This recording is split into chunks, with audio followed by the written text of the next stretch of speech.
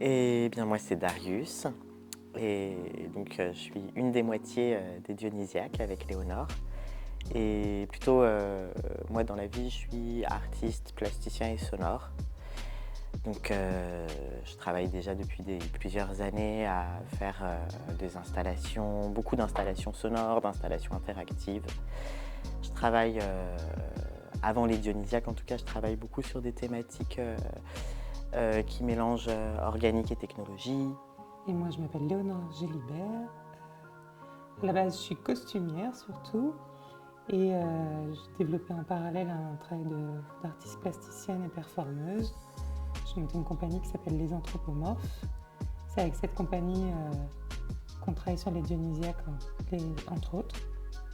Et voilà, et le travail de performance, moi, c'est un travail que j'aime bien faire, vraiment en contact avec le public, avec des thématiques qui sont vraiment sur la matière qui prend vie. Donc c'est comme ça qu'on s'est un peu rejoint avec Darius, parce qu'on avait un peu des thématiques communes d'organique et de questions autour de comment les choses prennent vie quand elles sont inanimées à la base.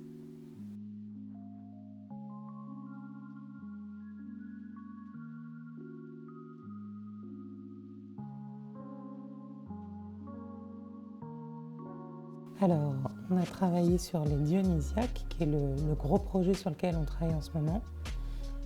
Et en particulier sur la première partie de ce gros projet qui s'appelle Chant 1 Ariane.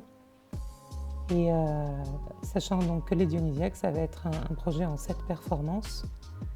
Et donc celle-ci, c'est la première. Voilà, et c'est une première performance qui parle de l'histoire, ou en tout cas de la partie méconnue de l'histoire d'Ariane, qui est un mythe qu'on connaît bien, ou en tout cas on connaît au moins le début du mythe, qui est l'histoire du fil d'Ariane et de comment elle aide Thésée à tuer le Minotaure.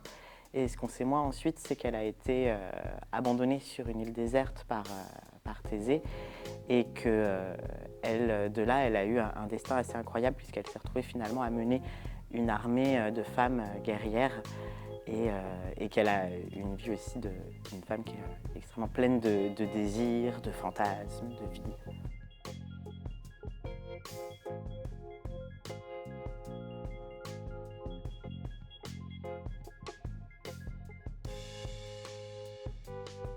C'est difficile de démêler réellement des rôles dans le sens où on conçoit, on écrit, on fabrique, on performe tous les deux. Après, on a aussi des spécialités un petit peu qui sont liées à nos trajets, à nos connaissances et à nos pratiques, à chacun qui viennent un petit peu se compléter. Oui, je n'ai pas grand-chose à ajouter. On peut résumer en disant qu'on fait tout à deux et Darius a plus de capacités dans le domaine sonore et moi dans la couture, en gros. Et la performance aussi. Oui, mais au final, on essaie de vraiment toujours travailler tout à deux, ce qui fait que Darius va plus gérer le sonore, mais qu'on essaye de le penser à deux et qu'on s'apprend pas mal de choses. C'est une façon assez chouette de travailler, parce que même si quelqu'un a moins de connaissances, ça n'empêche pas qu'on essaie de prendre en compte son avis, quel que soit le domaine, et souvent ça nous enrichit plutôt. Ouais, oui, et puis même au-delà simplement de conception, il y a vraiment quelque chose de y mettre les mains dedans. Oui, complètement.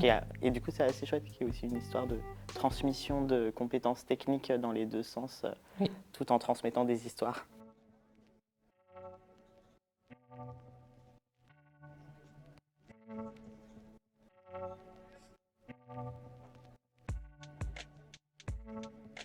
Un détail dont moi, je vais me rappeler, c'est le fait d'avoir accès au lieu un peu librement au niveau horaire et tout. Ça, c'est extrêmement utile dans le travail de création parce qu'on n'a pas forcément des horaires de bureau et c'est chouette de pouvoir rester très tard un soir parce qu'on est lancé, qu'on a l'énergie.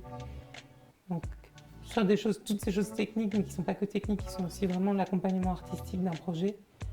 Je pense que ça répondait exactement à nos besoins.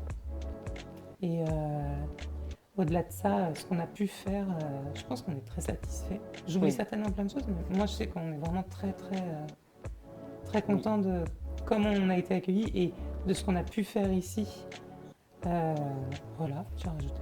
Ouais. Et puis, moi, je trouve qu'il y a quelque chose de très précieux aussi qui fait la richesse du 108, qui est vraiment la multiplicité des, des structures qui y sont accueillies et donc des gens qu'on y croise.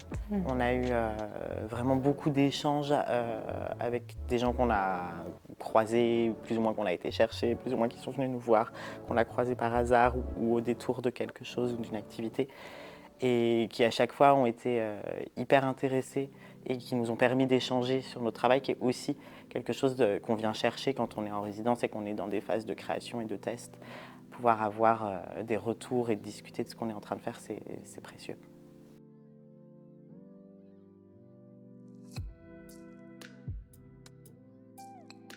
Alors, l'appel à projet, je crois que c'est moi qui l'ai trouvé. C'est toi qui l'as transmis, Oui, une c'est newsletter. Ça venait d'une newsletter que j'ai reçue de la DRAC Région Centre, si je dis pas n'importe quoi.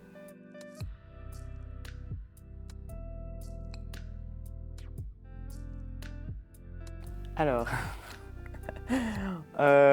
après la résidence au 108, là, on a un prochain temps de résidence qui est prévu au printemps 2025 en Guyane, où on part 2 mois au théâtre Coco-Lampou en Guyane pour aller travailler plusieurs volets des Dionysiaques. Donc déjà le premier volet, Ariane, qu'on travaille ici au 108 et qu'on va vraiment, je pense, répéter et achever parce que là, la forme commence à être quasiment finie de ce premier volet-là.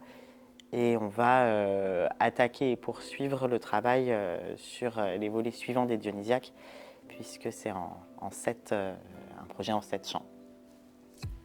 Voilà. Du coup, donc, ce projet c'est pas un projet, cette résidence de 2 mois en Guyane, ça va nous permettre de pas mal avancer. Ça, c'est pour le travail qu'on fait ensemble, Darius et moi. Après, on a aussi nos projets personnels, chacun de notre côté. Moi, je vais continuer mon travail de costumière en parallèle, évidemment.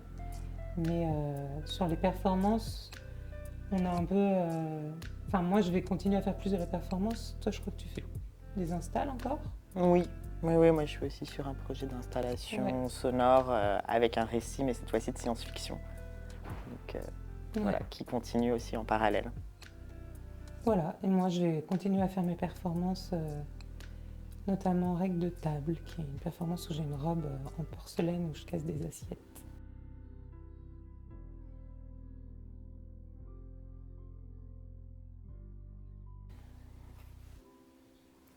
Merci.